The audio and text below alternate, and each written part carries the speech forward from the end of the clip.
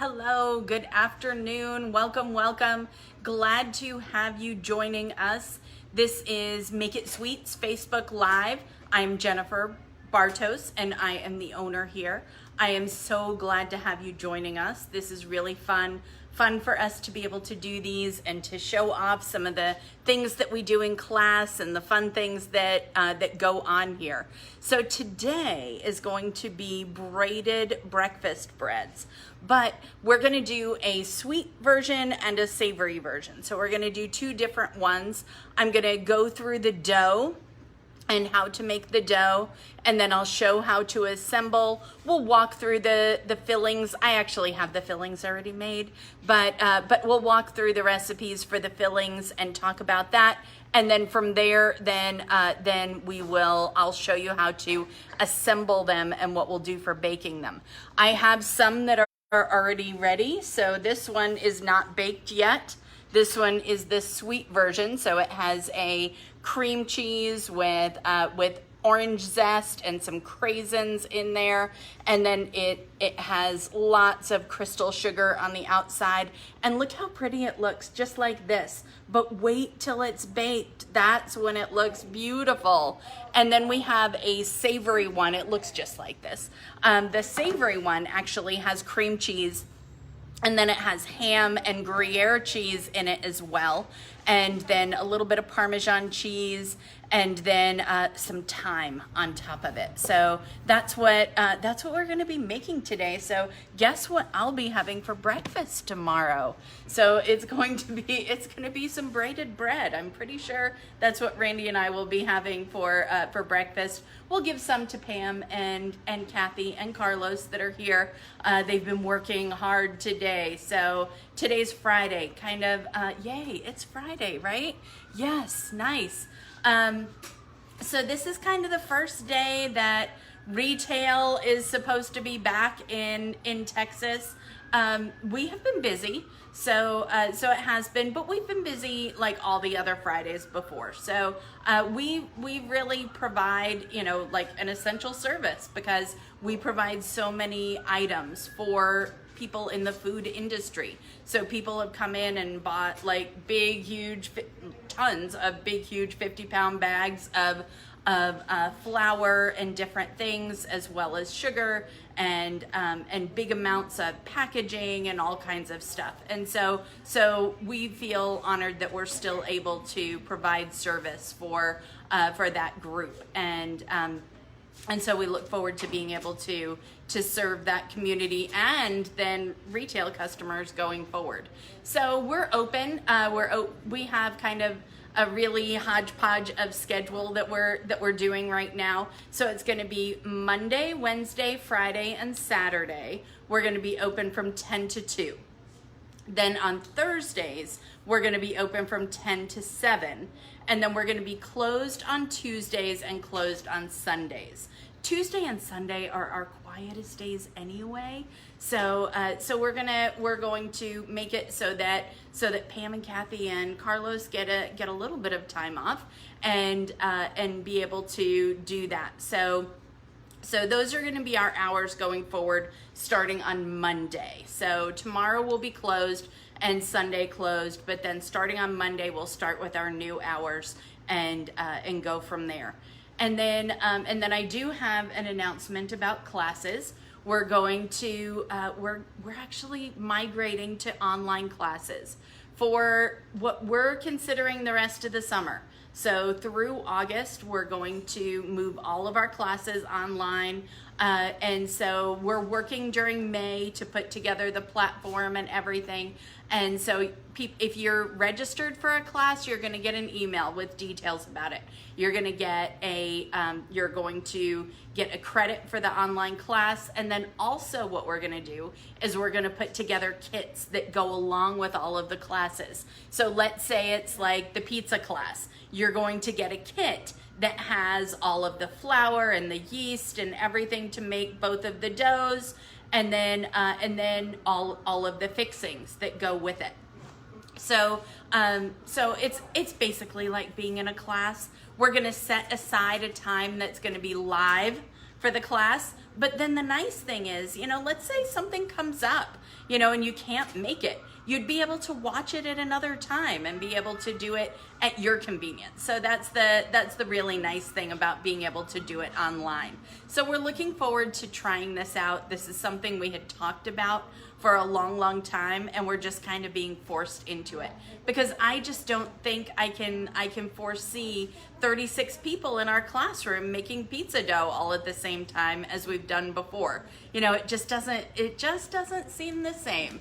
So but we will try to still make it seem the same for being able to have the instructor live and being able to answer any questions and go through the whole process. And so we're gonna work through it and figure it out as we go.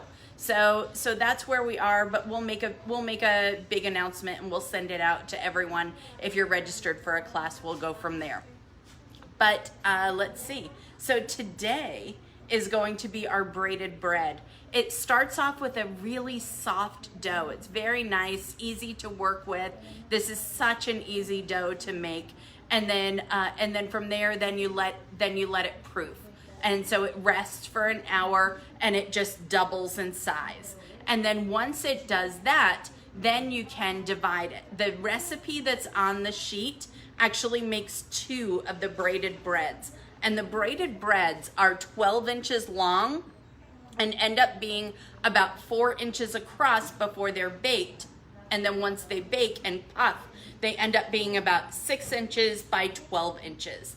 And so it's a really nice size. And so you can make like the sweet version and the savory version and be able to feed still a lot of people. And this actually saves really nicely as well. So you can keep it in the refrigerator for several days, or if you need to freeze some of it, you can go ahead and freeze it. It would freeze well as well. So we're going to turn down the camera in just a minute, and then I'll start working with the dough. Randy's gonna put these, my sous chef, Randy's gonna put these in the oven, and so before we're done, we'll have some that you'll be able to see that are finished and baked and how pretty and golden they are and the color that we're going for. And so you'll be able to see that before we're done. So thank you for joining us. I know Magda's online, so she'll be able to answer questions, and good to see you, Magda, online this way. And starting next week, Magda's going to work in the store a little bit, and she's really going to be helping out with as we go forward with these online classes and putting everything together for doing all of that. So looking forward to having you in the store and seeing you in person some next week. All right, so we're gonna rearrange for a second, and then I'll start showing you the dough.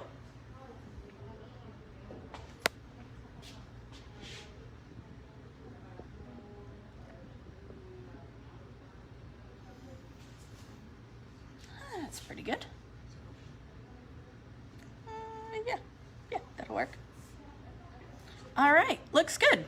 All right, so here what I have my bowl here, and I'm going to weigh my flour into the bowl.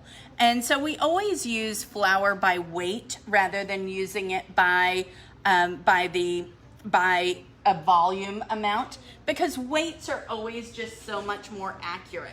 You know, and where a cup of flour is not always the same. You know, if you measured out a cup of flour and I measured out a cup of flour, you know they're never going to be exactly the same. You know, I always kind of say flour with a volume measure kind of depends on your mood. If you're feeling really aggressive, then you really scoop into the flour and it ends up compacting a whole bunch, and then you level it off, and that's going to be a much heavier weight of flour than if you were really gentle and you just spoon the flour in and then level it off. And so because of that, weight measures are always so much more accurate. So that's what we're going to be working with today. So it's 360 grams, which is technically 3 cups. And so you just, on your scale, hit tare till you're on 0, unit to make sure that you're on grams, and it's 360 grams of flour. And this is just standard all-purpose flour. So we have flour here. If you can't find flour at H-E-B or other grocery stores, we have it here.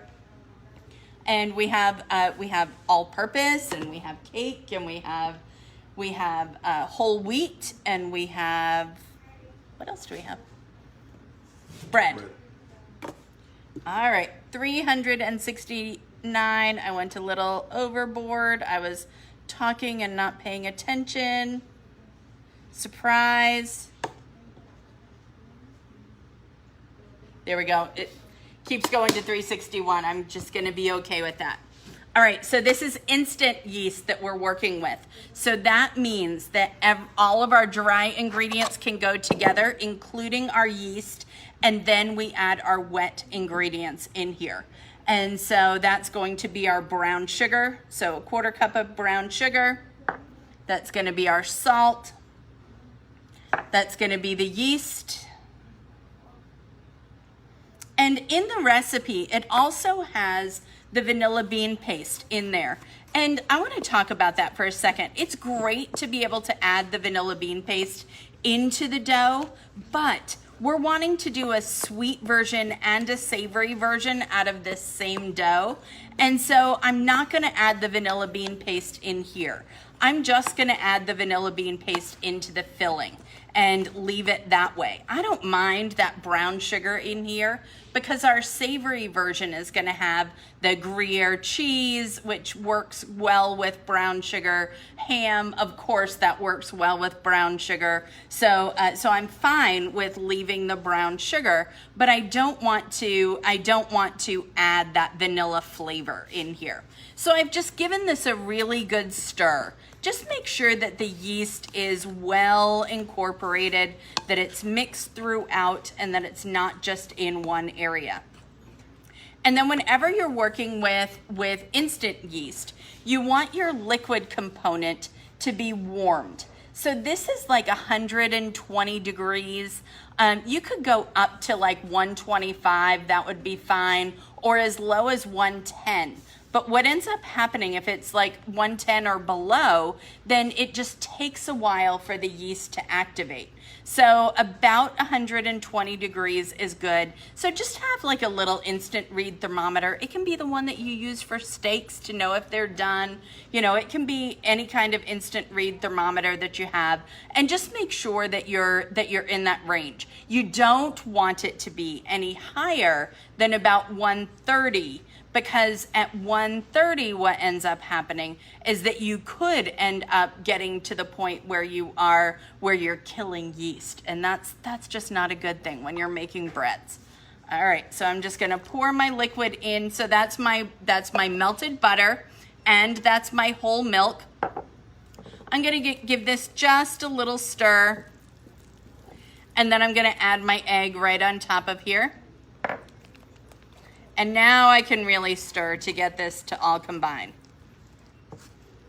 This smells so good with all this yeast in here and the brown sugar. Yum, this is such a nice dough and really easy. So you'll see it comes together. It's gonna take a little bit of elbow grease to get all of the flour to incorporate, but you can do it. All right. Switch arms. That way it's the upper body workout, not just one arm that's getting all the work.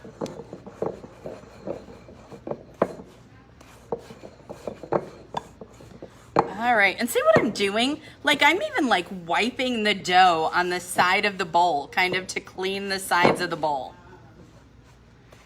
All right, just about there. Looks like it's all incorporated. All right, there we go. So now I'm gonna set this aside for just a second. I'm gonna get some flour and put it here on my table so that I can knead this.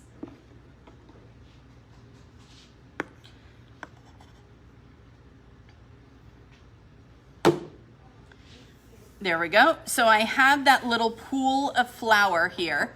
And what I'm gonna do is I'm going to then just sprinkle some flour on my table, so that I have my area that my dough can go onto. And then take my spoon. I always do this part first. I don't know why, but I always kind of clear the spoon off first and then the bowl.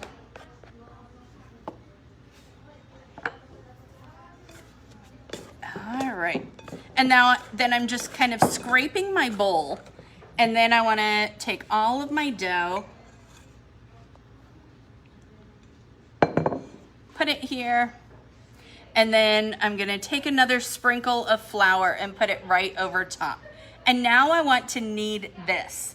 And so I find it easiest always to take my bench scraper and to just kind of toss it around in the flour. And that way it's kind of getting that initial coating of flour on your dough, and it's not too much.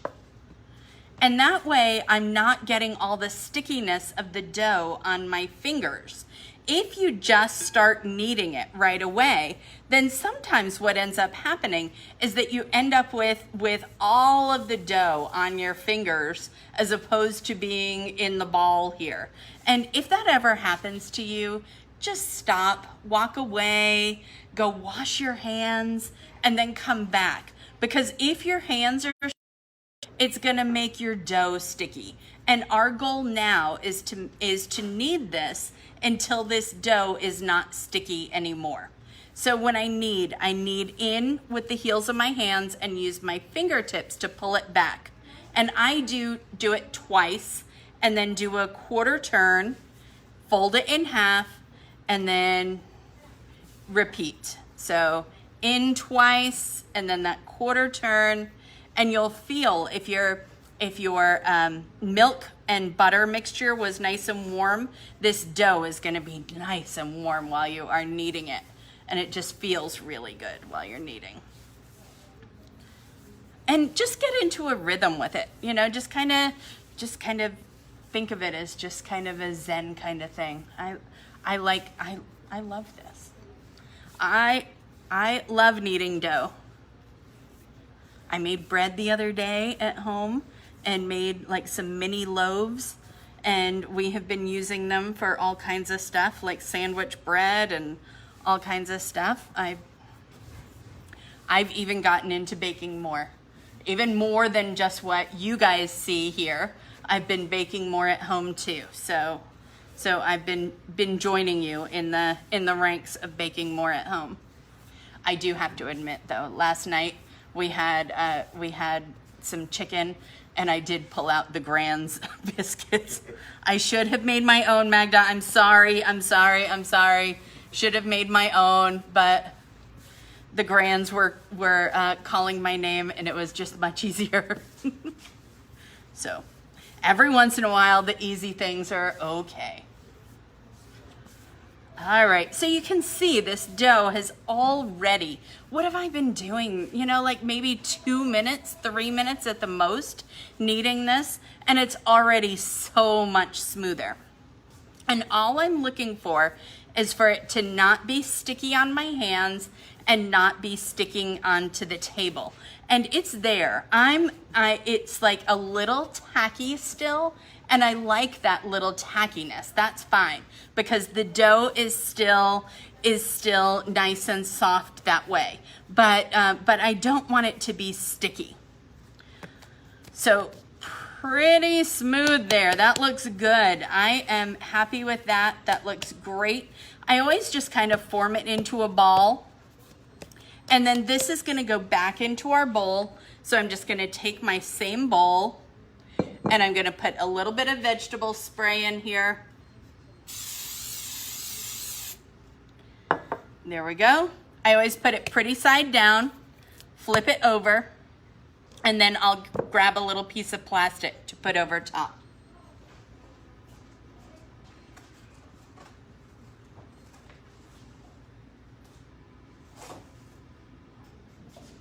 And yes, the plastic wrap was all the way across the kitchen.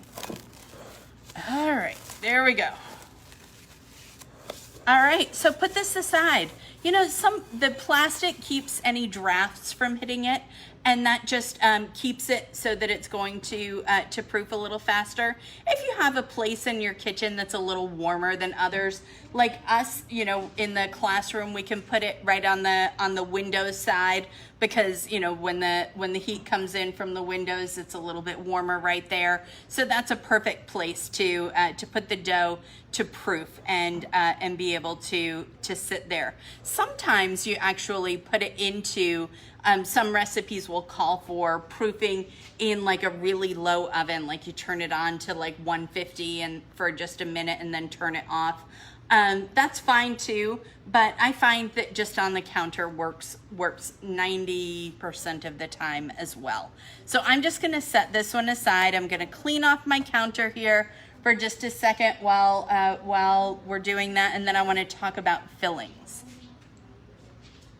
All right.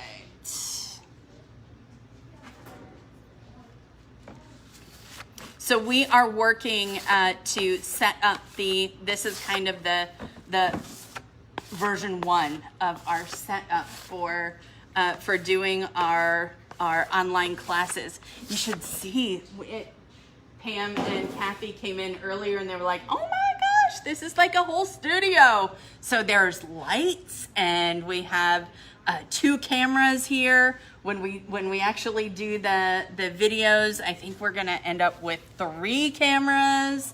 So we'll be getting fancy with this. Is the plan. Randy's gonna be the producer for it, and so we'll see how all that goes. He's laughing over here like, oh, what have you gotten me into? So we'll see how all of that goes. All right. So let's talk about the fillings for this. So there's 2 versions that you have on your sheet, and I just realized just 10 minutes ago that I didn't have anything on your sheet about how to make the dough. So I will revise this so that you'll have information about how to actually make the dough, and not just how to roll it out and do things. But the filling recipes are correct. So the sweet one has cream cheese. It has some sugar, some flour in there just to firm it up and hold it together. Egg, some vanilla bean in there, and the zest of an orange. And then we put some dried cranberries right on the top. I don't actually mix them into the filling. Hey Randy, would you grab a microplane for me? They're right there hanging on the wall, right there. So when, right above the forks. There we go.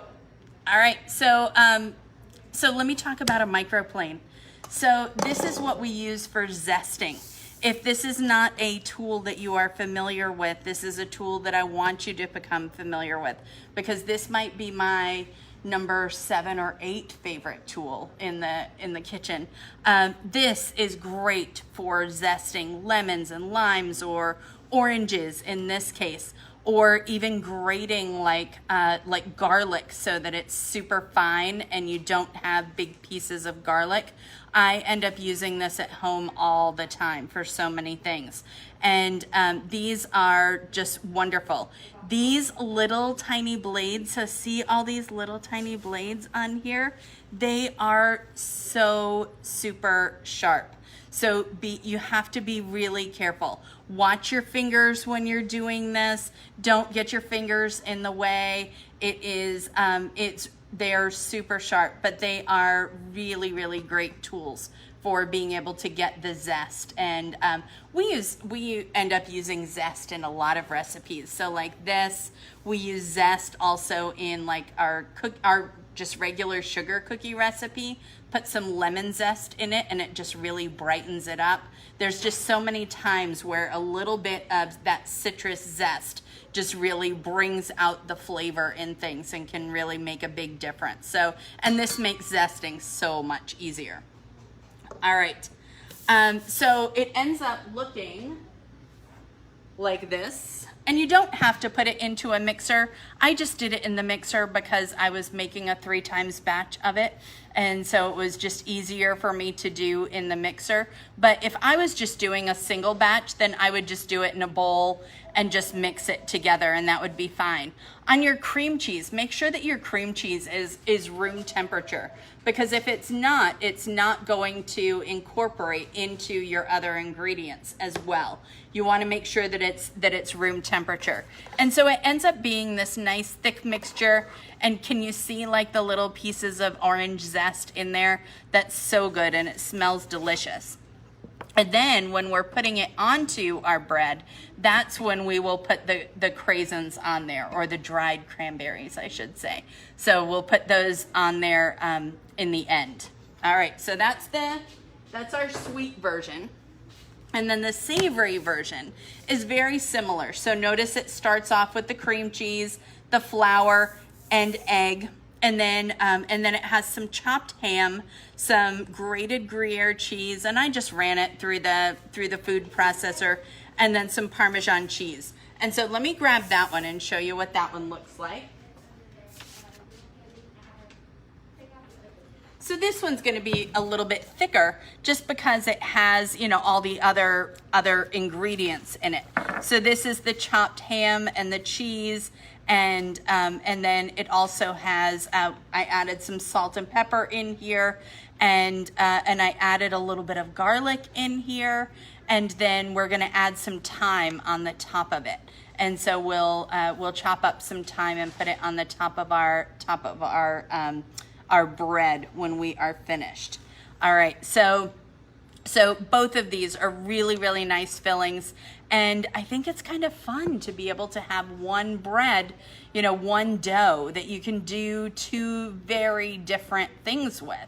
And so be able to have this for like a brunch when we get to have people over for brunch again. This would be a fun one to be able to have. Or maybe it's Mother's Day. It's Mother's Day weekend next weekend. So maybe this would be a nice thing to make for Mother's Day brunch, and maybe have some champagne or Prosecco to go with it, and done. You could very easily, if you wanted to, you could add some onions in here, or green onions, or like some chopped red onions. That would be delicious.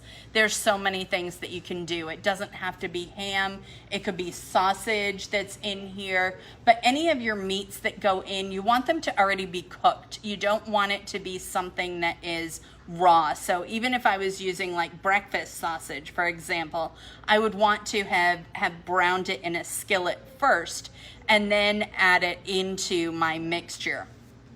Bacon would be great. I'm coming up with all the pork products for this as opposed to anything else, but you could do a pesto chicken one. Why not? And and do any other kind of flavors with it. Gruyere cheese. If you guys have not had Gruyere cheese, oh my gosh, you need to. It is like my favorite, and I can't tell you how much Gruyere cheese I ate earlier when I was grating the cheese for this. So that was my lunch, and then when these are done, I'll have some more because Gruyere cheese is one of my truly favorite flavors. It's kind of like almost like a Parmesan-y kind of consistency, but it has kind of a little bit of a peppery kind of taste to it. It's just a really, really, really good cheese. And so and especially with ham like this and then the cream cheese, it's just a really great combination. So those are our two fillings. All right. So I have some dough that I had made right before class. And look how nicely this has risen. It's beautiful. And so this is what I'm going to use to show you how to arrange this and what we're going to do for cutting it. You can see my dough that I had just made, and it's just not as risen. It hasn't proofed anywhere near the amount that this one has. And so I'm going to go ahead and work with the one that I made about an hour ago. All right, I'm going to deflate it. So just give a nice squeeze.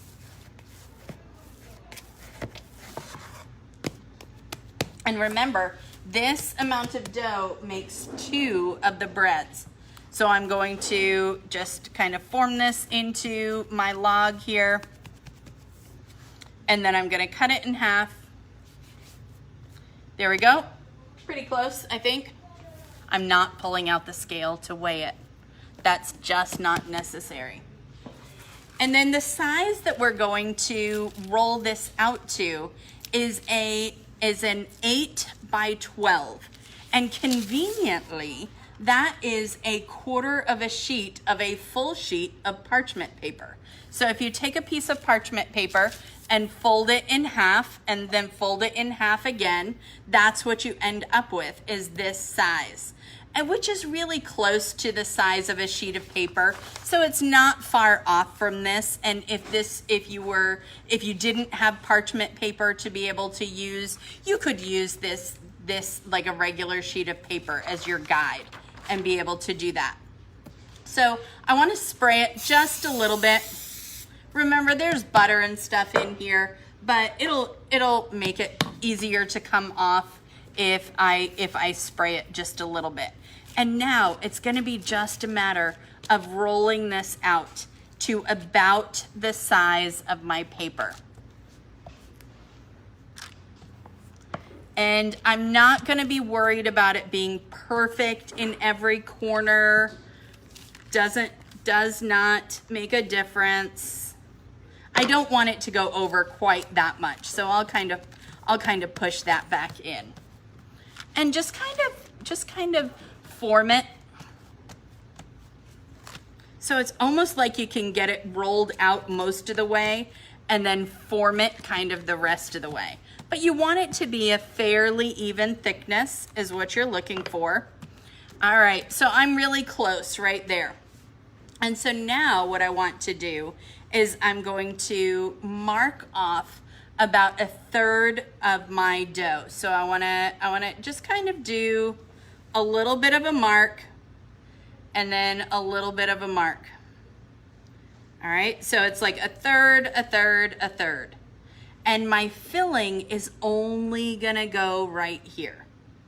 And so let me grab some filling.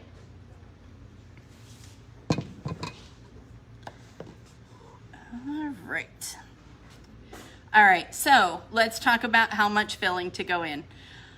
The recipe that you have is enough to make 2. So that recipe would make 2 of the bread. So if you were making 2 of them, that's what it is.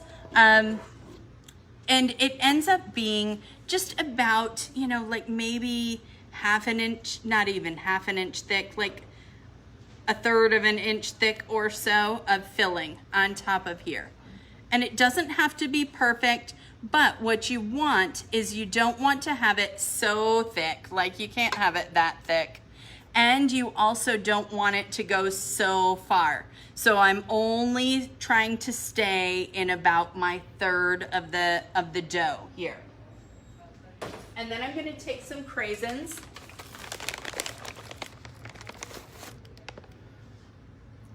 And I'm gonna put them on top. If you wanted to use raisins, that would be fine.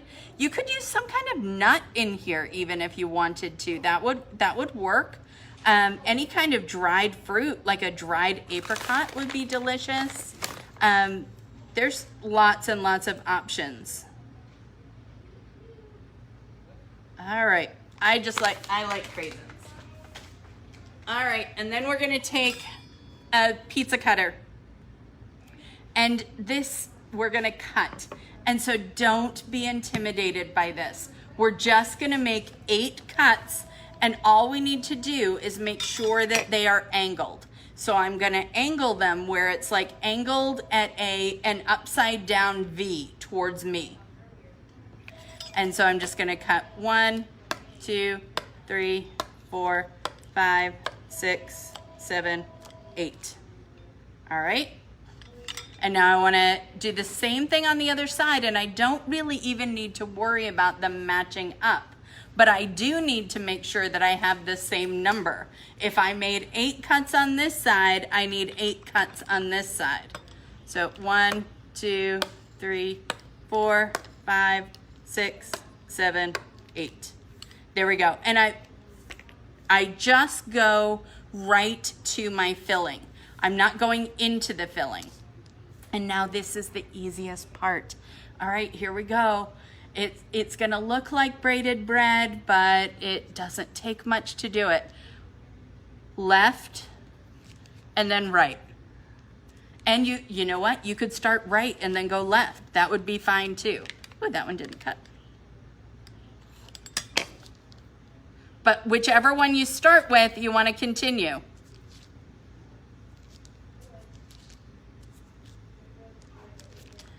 And I love how you can still see in there just a little bit. Once it bakes, that's going to make it look really pretty, that you can actually see inside a little bit.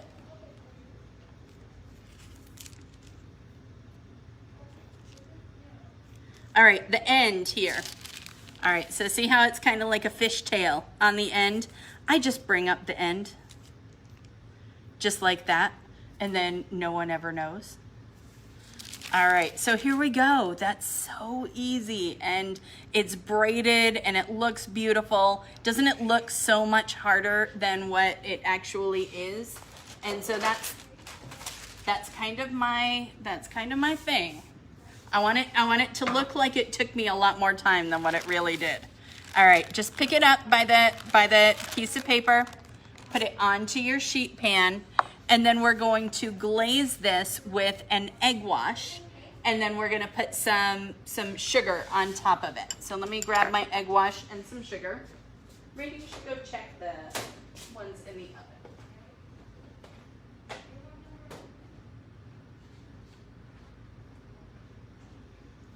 All right, so I have an egg wash here. This is a combination of egg and water. And so it's 1 egg and 2 tablespoons of water. And I want to take my brush and just kind of brush on the side. And I want to put egg wash on, but I don't want to just have it just swimming in egg wash. So it's not, I'm always kind of drying my brush off on the side before I put it onto the pastry. Oh, they're coming out of the oven.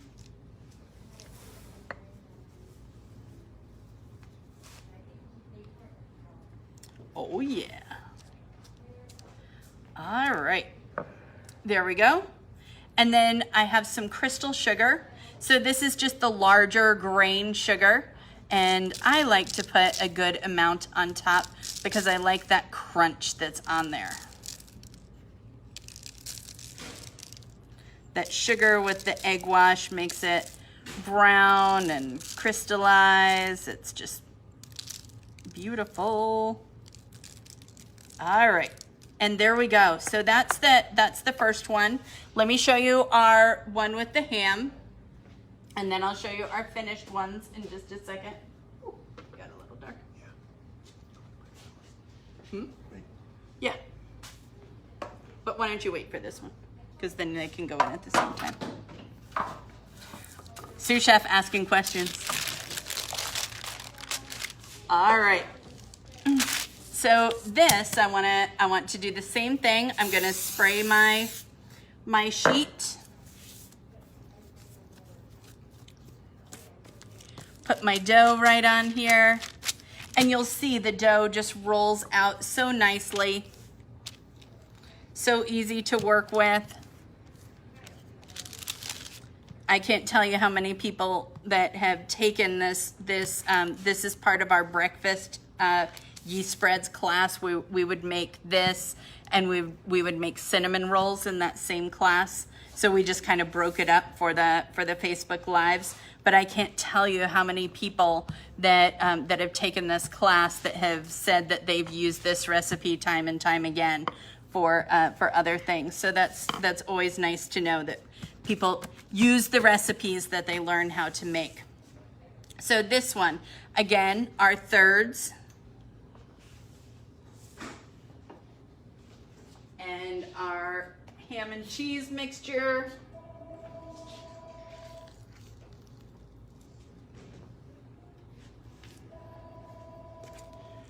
I'll spread it out a little bit.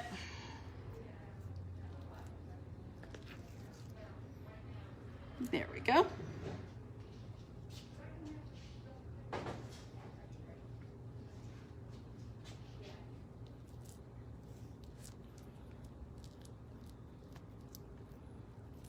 I let this one be a little bit thicker than the one with just the orange and cranberries because it already has the bulk of the ham and the cheese in there, and it's not just the cream cheese part of it.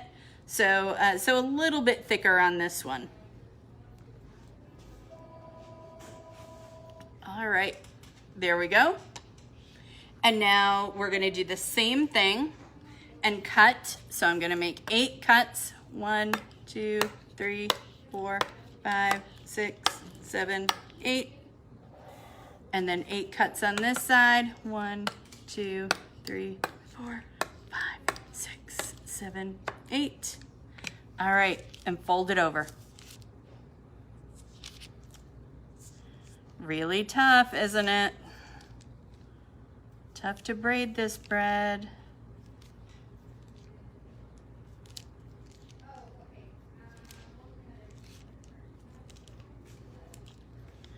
All right, and then fold it up and fold it up.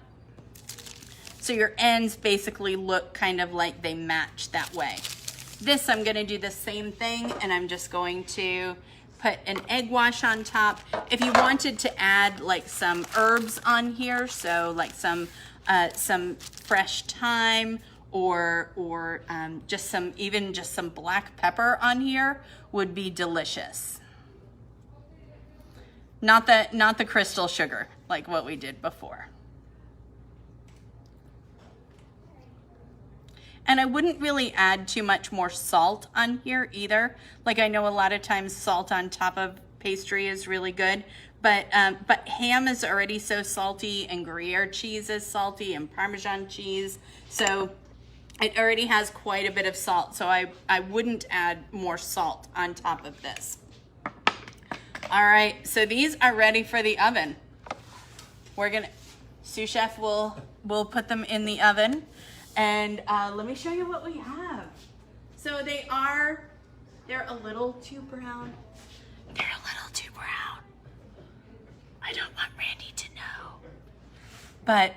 But they still are beautiful, and you can see how nice and golden they are, how they have puffed, and they are great and ready to go. So so even like the cream cheese kind of bakes in here and is really nice. Let me grab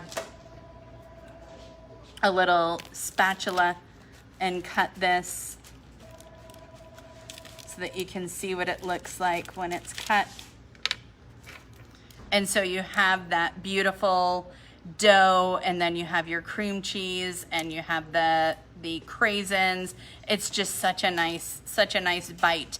And what ends up happening is that the cream cheese kind of bakes and kind of melds in with the dough, and so it's still a filling, but it's not like it's just like cheesecake inside the dough, because it's baked so well. So that's that one. And then our one with the ham, this one got a little even more. This must have been in the really hot spot of the oven, but it'll still work, and it'll be good. I'll still eat a piece. All right, and these are, and so this one, you still have the filling a little bit more separate because it has all that cheese and everything in there. The filling stays a little bit more separate, and that's just delicious with the bread around it. And so it's just such a nice look. So that's braided breads. They're not hard. This is so easy to do, easy to impress. You know, look how pretty they look if they were baked 2 minutes less. but they are just so pretty and really nice to be able to serve, and easy to impress people with things like this. So we're gonna lift up. I'm gonna talk for a couple of minutes about what's coming up for next week, and then go from there. All right. There we go. All right. Thank you so much for joining us for the braided bread class. So see why braided was in quotes for this one, because it really is like so easy, and it still looks braided. It looks fun. It looks pretty, but you don't have to go to all the work to do so much more with it. So that's why I like doing this recipe and working with this one. So let me talk about next week. So next week is the week leading up to Mother's Day, yay! And so on Wednesday, we're not going to do a Facebook Live on Monday. But on Wednesday we're going to do a Mother's Day cake. And we're gonna do a fun, like, surprise inside cake. So I'll show you how you can do some fun designs inside a loaf cake, and then we'll decorate the outside as well. So we'll do some rosettes, we'll do some designs, and be able to decorate the outside, and of course write Happy Mother's Day on there, and be able to have a great cake for Mother's Day. Let's celebrate, even though we might not be able to celebrate with our moms or with our family, with our extended family. Let's celebrate with wherever we are. And so that's what we're going to be making on Wednesday. And then we're going to be working on transitioning all of our classes to online. And so that's what we're going to start working on, and be recording videos and be recording pieces and parts and things that are going to go with it, and getting all of our ducks in a row. So that's our plan. The online classes are going to start in June. And so if you were scheduled for a class, you will be rescheduled to another class in June or July, and it will be an online version. We'll have kits and things that go with it, and we'll send you tons more information and ways to be able to let us know, if that works for you. So understand that some people may not have opportunities or ability to be able to do online classes. We certainly understand that, and we still can't look forward enough to doing online or doing live classes, but it just seems like the online version is the way to go for right now. And when we started looking at our classroom and started thinking, all right, like 25% capacity, how does that work? That ends up being about 9 people in here. How do I figure out from the 36 that had already registered for class, which 9 are going to be able to take class? So that's the hard part. And so we had to look at different options and things that we could do. And online is kind of the way to go from here. So that's our plan, and that's what we're going to be looking at going forward, and moving forward from here. Our hours are going to be the expanded hours starting on Monday. So it's Monday, Wednesday, Friday, and Saturday. So we're adding Saturdays in. That'll be 10 to 2. And then on Thursday, that's going to be the long day. We'll be open from 10 to 7. So if you can only get here in the evenings, Thursday's going to be your day. If you can only get here on weekends, it's going to be Saturday morning to come in and see us. And then the rest of the time during the week, it would be the 10 to 2.